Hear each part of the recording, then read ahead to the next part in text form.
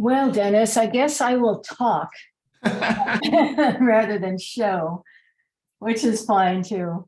Um, so I'm going to focus on not so much SVCW per se, but more what we're encountering as is everybody else and as everybody else is talking about to get workforce to do the work that we do. Just real quick about SVCW. We are a wastewater treatment plant. We do recycled water.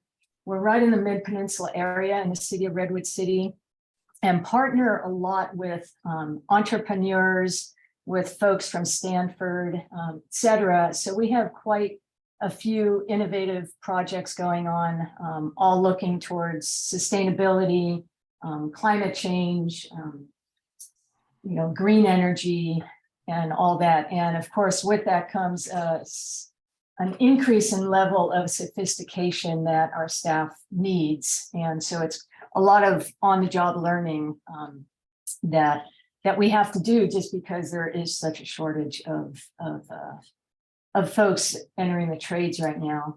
So with that, I do want to focus on what we are doing to ensure that we have enough people to do the work that we do. And it was mentioned already, the silver tsunami, people retiring, which is hitting us also. Our HR director told me the other day that we have 29 new people since 2020. And out of a workforce of 85 people, that's 34% of our staff is new over the last 2.5 years. So that just shows the rate of retirements that people are having, and therefore we're needing to really do a lot of outreach to get people to work for us. One of the things that we do is we promote from within. Any opportunity we have. It's rare when we go out for a outside recruitment, except for those positions that are really challenging to locate, which specifically are our automation, our controls technicians, and our electricians. Those are two that seem particularly challenging for us to find. And I think because it's such a broad need for different industries, not just the wastewater industry, that's part of the issue. So succession planning, just want to note that our organization is evolving tremendously. We have a lot of new facilities. As Dennis noted, we've embarked on a near $1 billion capital improvement program, and we're just finishing up some new facilities that is, adding need for people and adding, the evolving processing of wastewater. The retirements I mentioned, I initiated some strategic planning about 4 years ago to make sure that that our succession planning is robust, and we have a roadmap to do that. And what I know is fundamental to getting folks to both stay, so the retention question, as well as come from outside, is creating a culture of respect and of trust. And that's first and foremost. I mean, folks want to be respected, they want to be trusted, they want to be challenged. And so we create an environment where all those things are fundamental to everything that we do.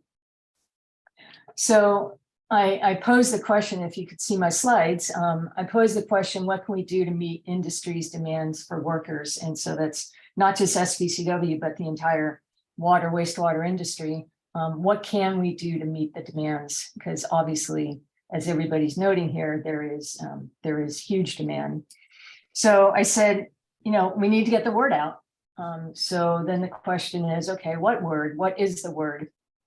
And to me, the word is beginning a career in water and wastewater. And again, I'm just talking specific to water, wastewater. I know there's utility discussion here as well, but since I'm a wastewater person, I'll talk about that.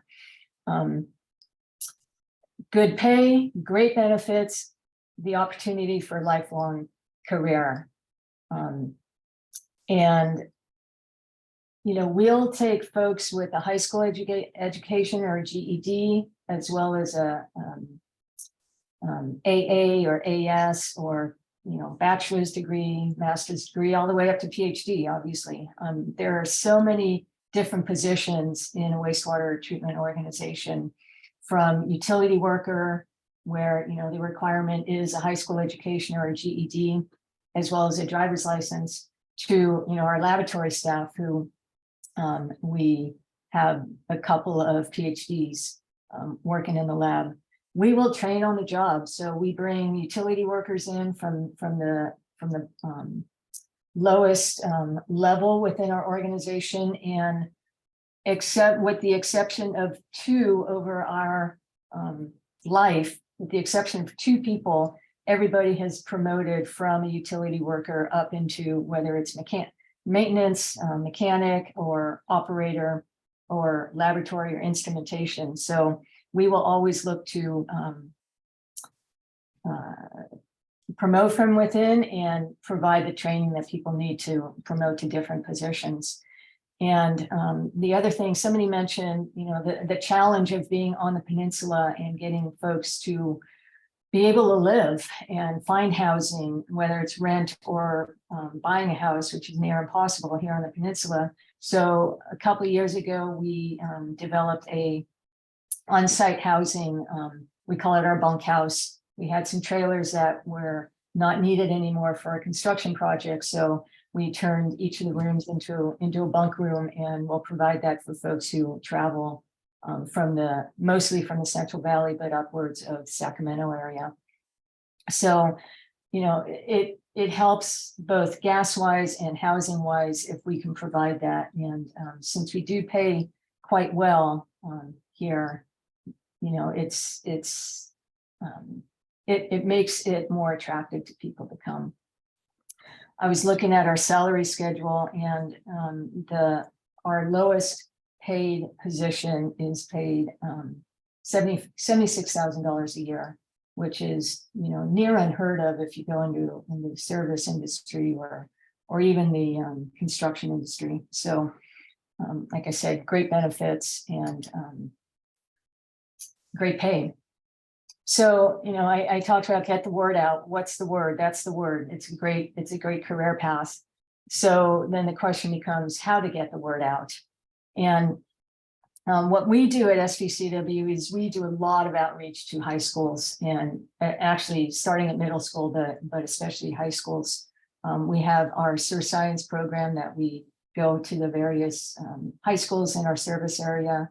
And just this past month in November, we began a program with one high school, and we're going to expand that to bring junior and senior students here on site for a 2-week period, and they get credit for it. And we get these brilliant minds, high school students, to help us, you know, do whatever work we have assigned to them, or that we can assign to them. And this last time we had 6 students. We asked them at the end of their 2-week stint to give a presentation on what they did, what they learned, what their impression was of the wastewater industry of SVCW. And the word we got back from them was, you know, we had no idea that you were here. We never even thought about what happens to our waste when we flush it down the toilet. And I mean, that's the sad part, is that we're out of sight, out of mind, and we got to bring ourselves into people's minds to know that we're here, know that we're performing a really important function. I asked the students to, you know, go back to their high school and talk about us, and they are going to do a presentation at their high school. I asked them, you know, specifically, do you know any folks that are, you know, maybe less interested in going to college and more interested in getting into the trades, or, you know, getting right into work from high school, and they knew several. So I said, let them know about us and have them reach out to us, and we'll talk to them.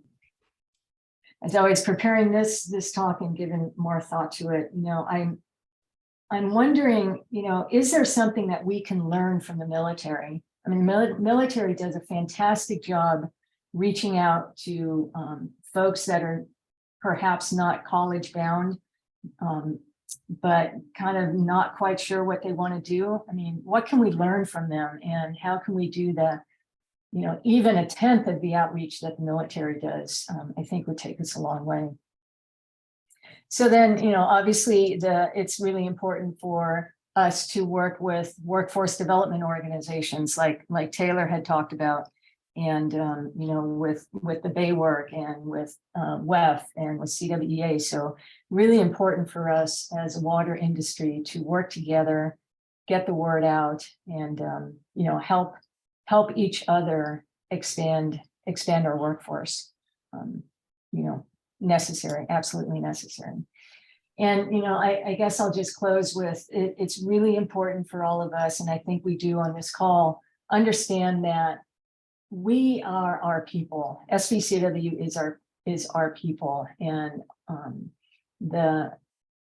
I will go out and just talk up SVCW to anybody that will listen, expanding it to the wastewater industry to anybody that will listen, and make it palatable to people. Because, I'm sitting around the Thanksgiving dinner table, and not a whole lot of people want to talk about sewage, but, presenting it in a way that talks about the career path and the multitude of positions and focuses that we're looking for and that we take on is a great way to get word out. If every single one of us on this call did it at our holiday parties and our Thanksgiving dinners and all that, I think even that would help a bunch. So I'm going to leave it at that, Dennis, and yeah, that's it. That's my spiel. Thank you, Teresa. And I'll let David know as well. Yes, thank you. And no, that is certainly the case. And outreach and awareness building, I think, are definitely key factors.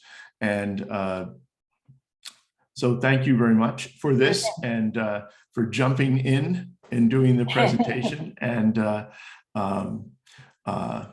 also overcoming our ongoing technical difficulties today.